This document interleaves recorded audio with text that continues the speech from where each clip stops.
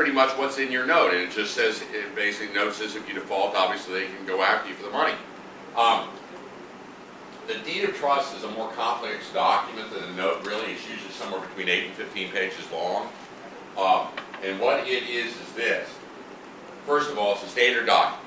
Everybody has the same one, more or less. All right. Nothing weird or unusual in it. What it is this. Is you know how when you buy a car and finance through the bank will hold your title to your car until you pay for it, and then send the title in the mail. And that's, of course, when your car starts breaking down, is as soon as you get the title in the mail.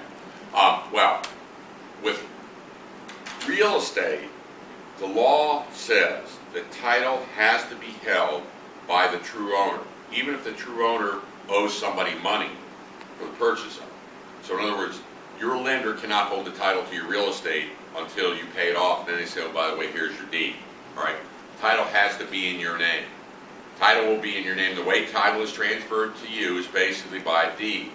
A deed is essentially a written memorialization of the transfer of rights. It just says, it doesn't start out that way. It says basically, this deed is dated this, I've got it written a million of them, but anyway, it basically says David Field and so-and-so grantors, so-and-so and so-so grantees, hereby witness the following. It says foreign consideration of $10 cash in hand paid, and da-da-da-da-da. I hereby grant, convey, sell to you all my right, title, and interest in the following described property. And then it says like lot 23 in section A, Lake Ridge.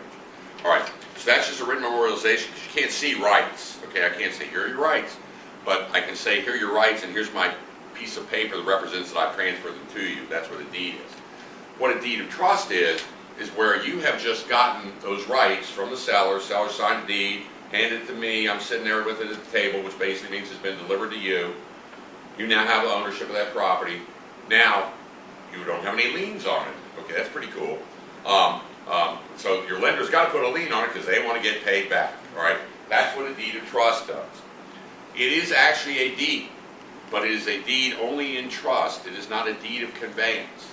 And what it means is that basically is that I'm taking those rights that I've just received by virtue of the seller transferring to me in this document. I'm now transferring them to a trustee to be held in trust, meaning obviously safekeeping, for the benefit of my lender. All right, and a trustee is usually either an attorney or a lot of the deeds of trust will just name people who actually work at the lender, like people who work at George Mason, or people who work at SunTrust, or people who work at whatever. They'll have their names in there. Now those people are definitely not going to be the people who do the foreclosures. But what you're doing in the deed of trust is having transferred those rights to the trustee. You're basically giving the trustee the right to sell the house if you default. So basically, once you execute the deed of trust, there are now two people who have the right to sell the house. Me, because I own it, and you if I default. All right? And that's why it's called a trustee sale. So if you look at the paper and it says trustee sale, that's why it says that. All right. Now, like I say, it's a standard document.